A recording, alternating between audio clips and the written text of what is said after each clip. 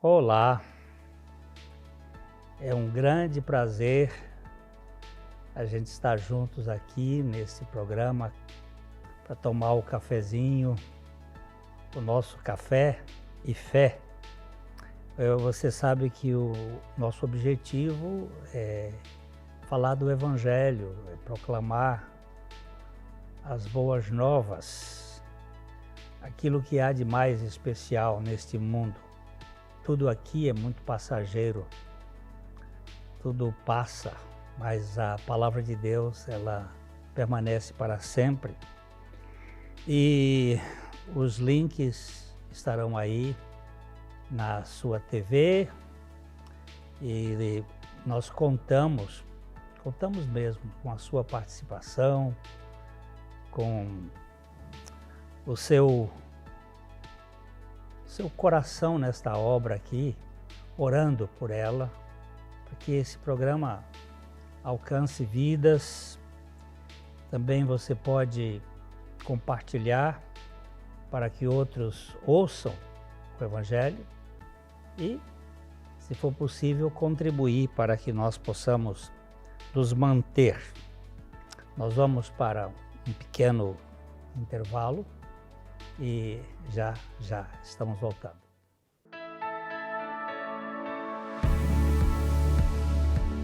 Bom dia, meus queridos, que a graça e a paz de Jesus Cristo estejam sobre vocês, sobre toda a sua família.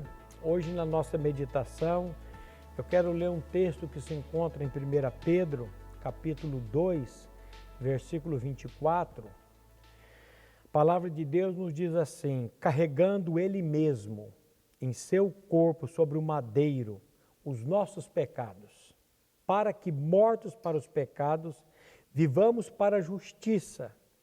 Pelas suas chagas fostes sarados, porque estáveis desgarrados como ovelhas.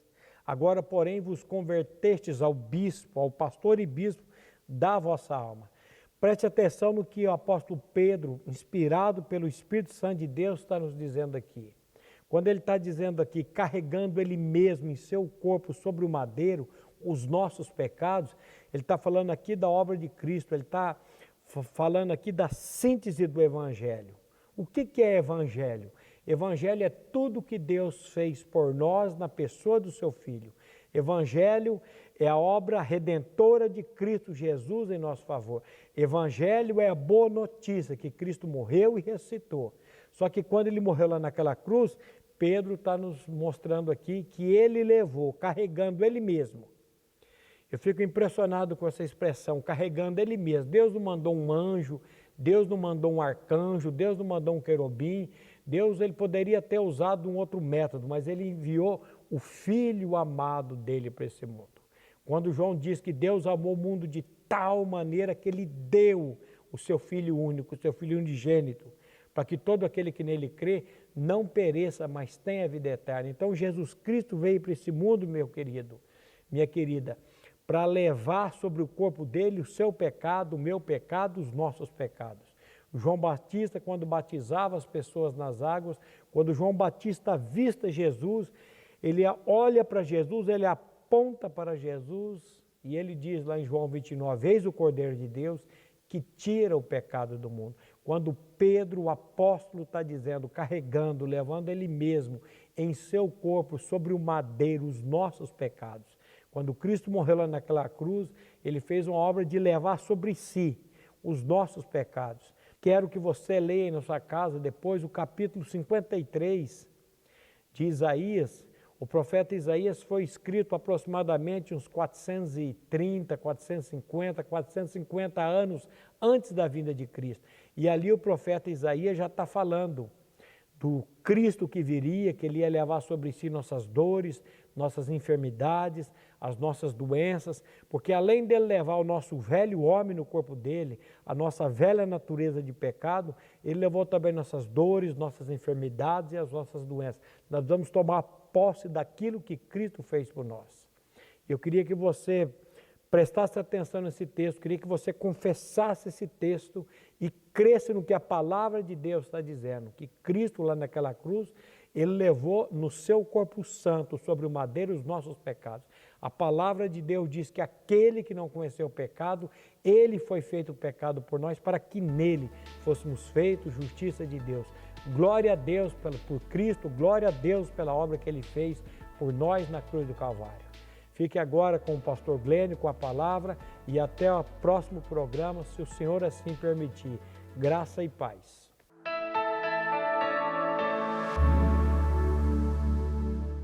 Ótica Higienópolis. Há 35 anos no mercado óptico de Londrina, sempre com novidades em produtos e tecnologia. Nossa equipe está preparada para dar uma verdadeira consultoria, facilitando a escolha de seus óculos para correção ou proteção solar. Ajuste de óculos personalizados, respeitando o conforto e anatomia do seu rosto. Ótica Higienópolis. Avenida Higienópolis, 346, em Londrina.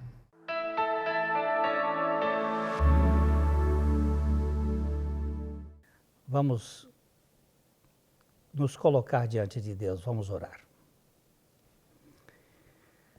Pai, não permita que nós sejamos simplesmente atores, mas que nós reflitamos a Tua glória.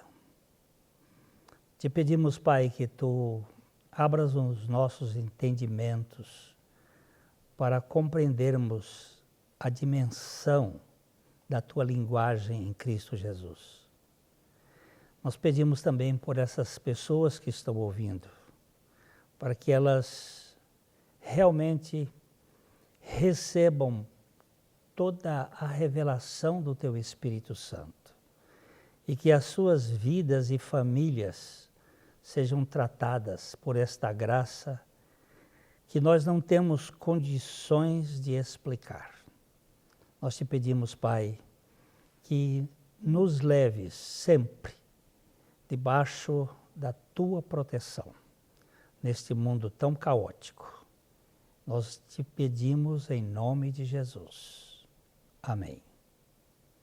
Eu tenho falado aqui sobre os últimos dias, aquilo que vem acontecendo desde o sacrifício de Jesus Cristo. A cronologia bíblica coloca como os últimos dias ou os últimos tempos a partir da encarnação e principalmente da morte e ressurreição de Jesus Cristo. E nós vimos vários aspectos em outros programas sobre esta cronologia aí, os acontecimentos. E hoje, a partir de hoje, nós vamos abordar aqui a questão da linguagem de Deus para os últimos dias. No livro de Hebreus, nós lemos assim: havendo Deus, outrora, falado muitas vezes e de muitas maneiras aos pais, pelos profetas, nestes últimos dias, Ele nos falou pelo Filho, a quem constituiu herdeiro de todas as coisas, pelo qual também fez o universo. Aqui nós temos uma declaração que é cabal. O Velho Testamento é uma coletânea de falas proféticas.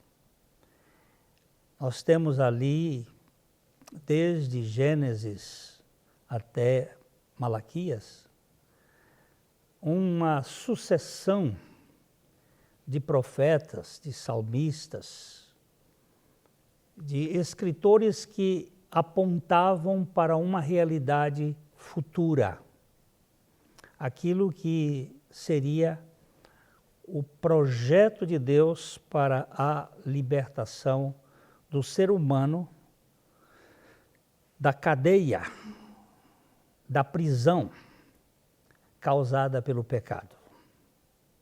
Lá no Jardim do Éden, nós fomos nocauteados pela serpente e nos tornamos prisioneiros, escravos do pecado.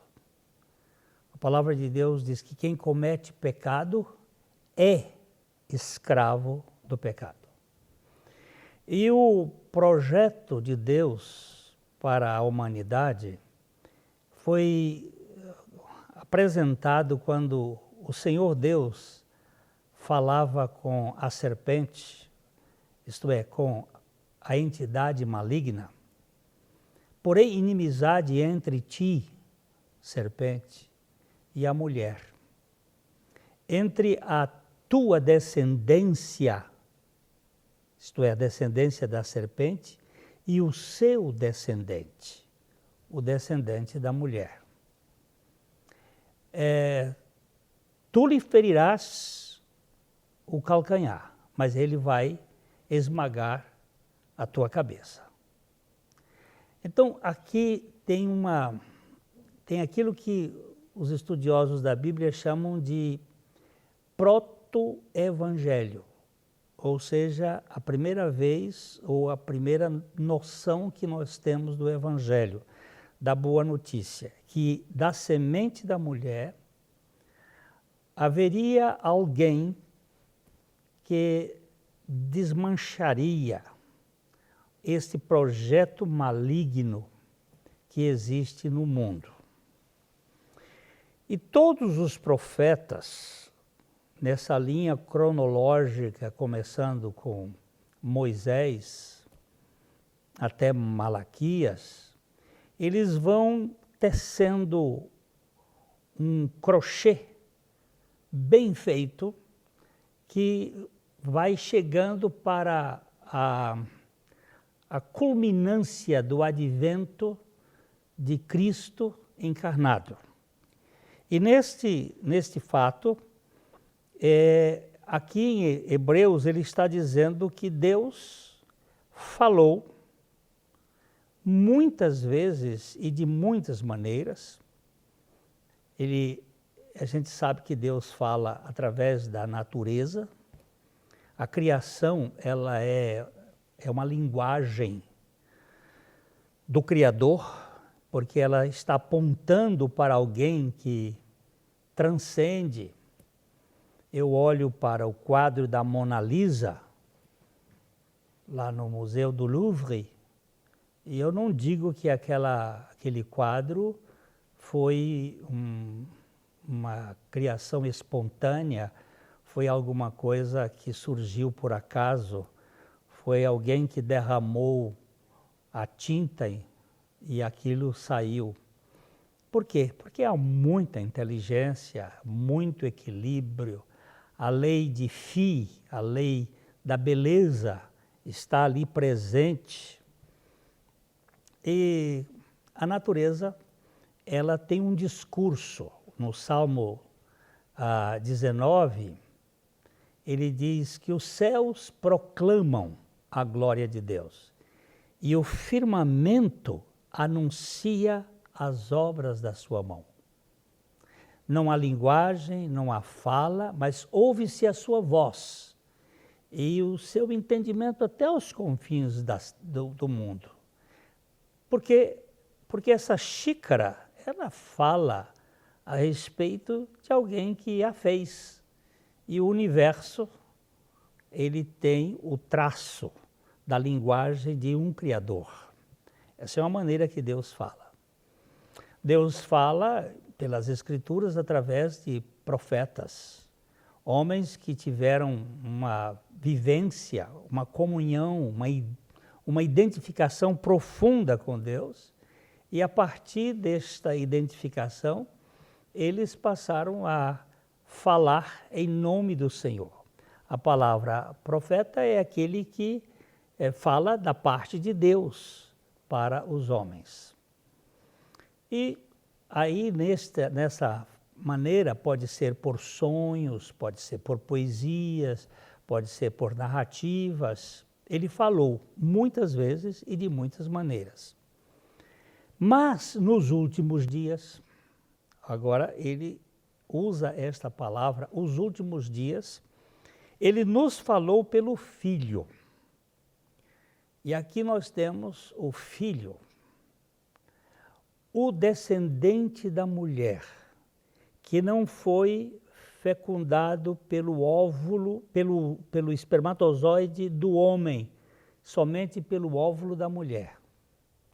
Este é aquele que é chamado na Bíblia de o Filho de Deus, Cristo Jesus.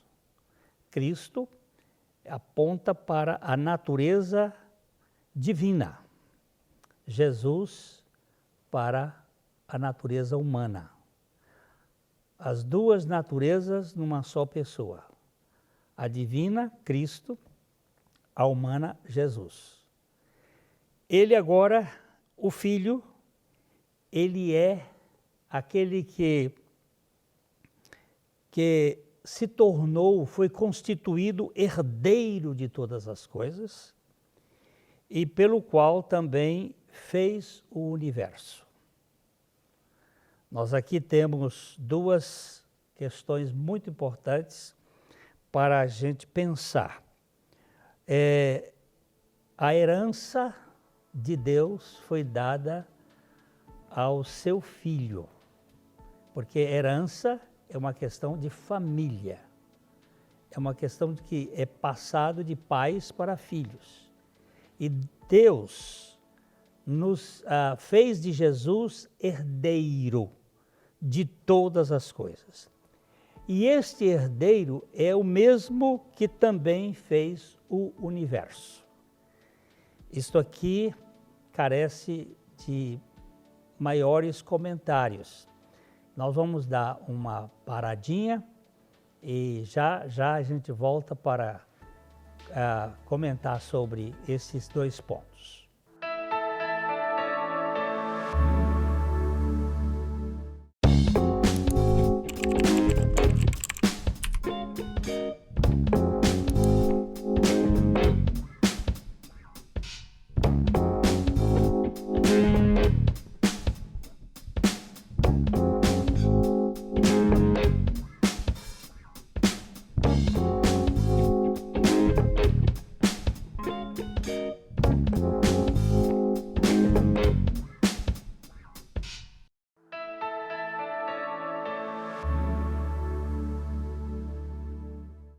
Nós temos olhado aqui sobre a questão da herança, que Jesus Cristo foi herdeiro, foi constituído herdeiro de todas as coisas.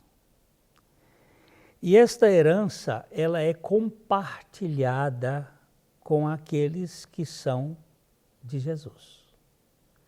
O apóstolo Paulo, quando escreveu a carta aos Romanos, ele diz o seguinte: ora, se somos filhos, somos também herdeiros, herdeiros de Deus e co-herdeiros com Cristo. Se com Ele sofremos, também com Ele seremos glorificados. Neste ponto eu quero chamar a sua atenção. Deus, o Pai, o Filho e o Espírito Santo, a Trindade Divina, nos criou e nós nos tornamos criaturas divinas. Com o pecado, essas criaturas caíram e se tornaram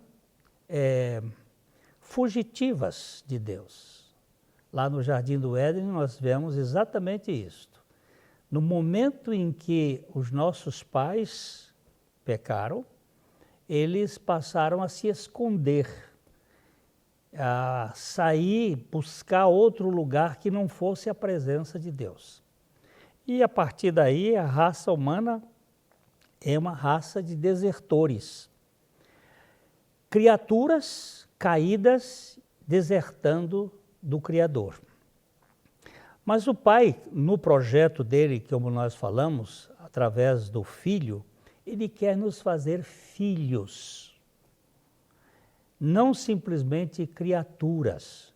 A gente muitas vezes ouve, é muito comum dizendo, toda gente é filha de Deus, mas isso não é verdade.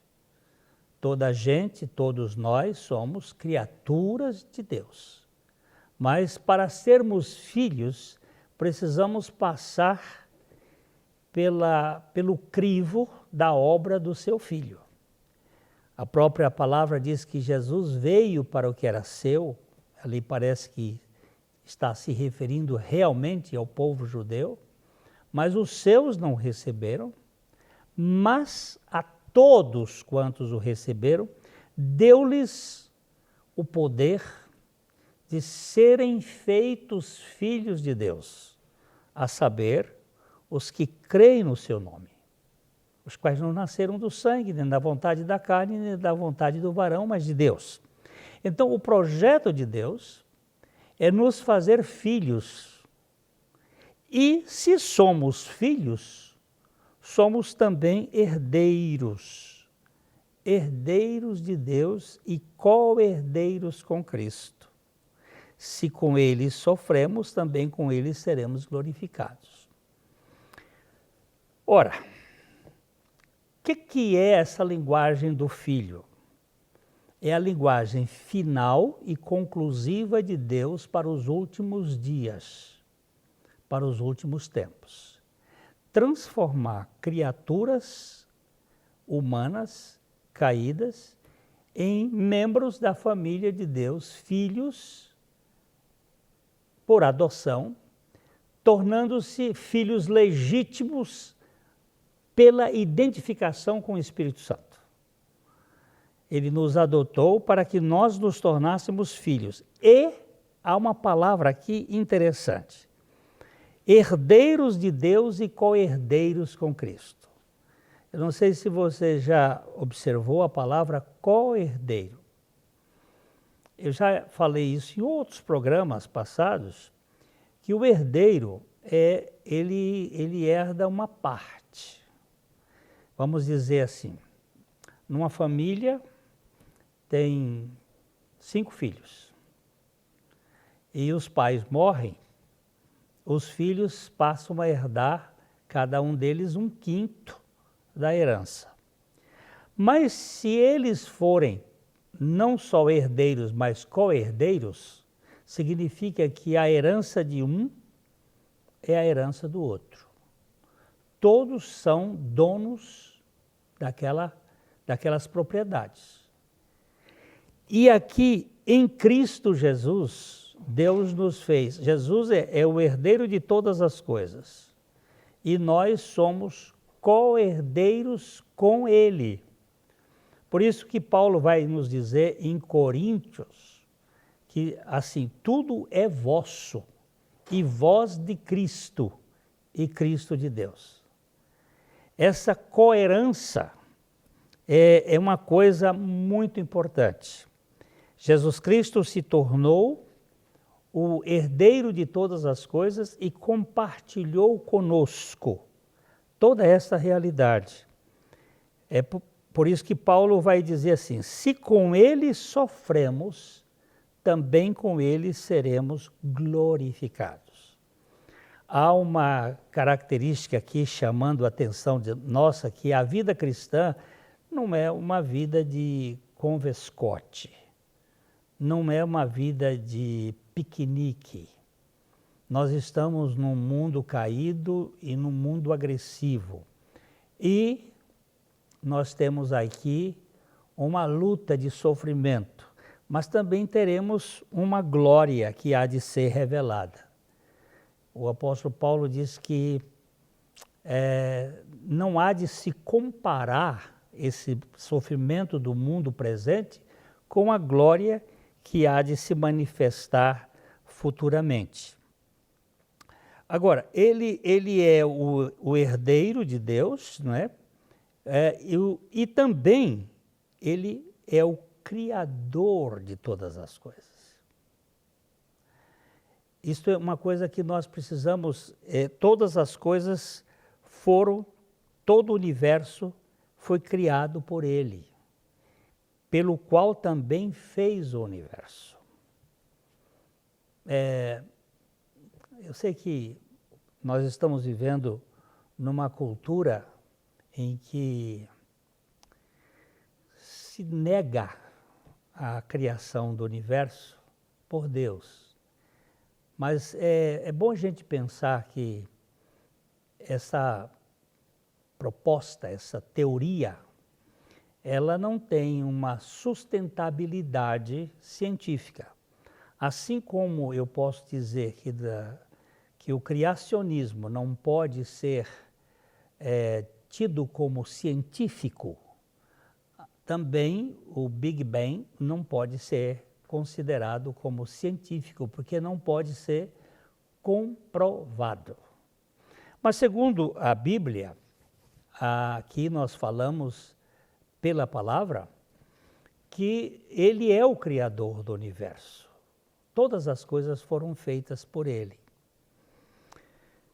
Alguns anos atrás, uma cientista americana, ela começou a estudar a mitocôndria da célula e ela descobriu uma coisa interessante que foi chamada de Eva mitocondrial, que mostra que o ser humano não tem mais do que 6.000 anos na Terra.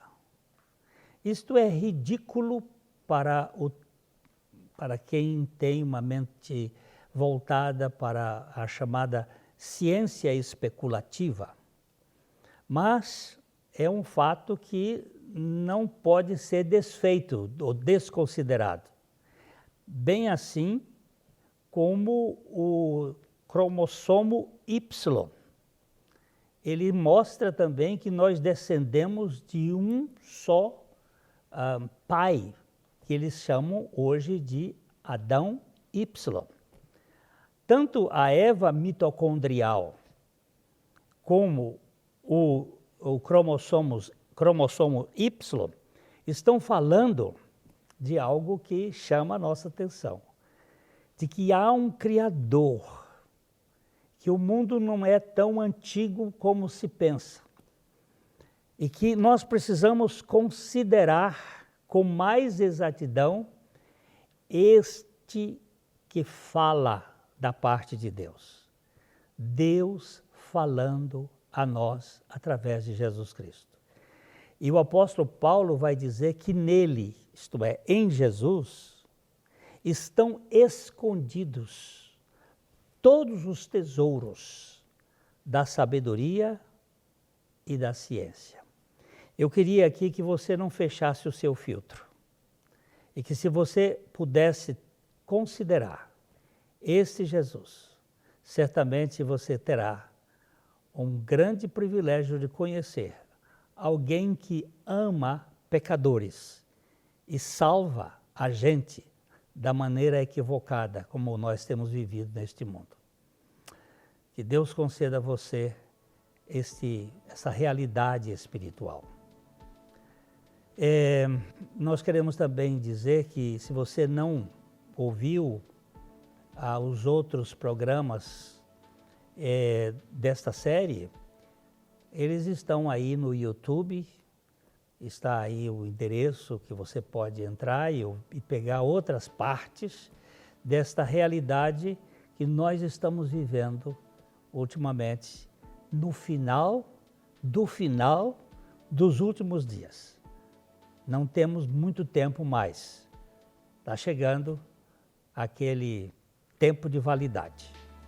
Fica aqui o nosso abraço e até a próxima, se Deus assim permitir.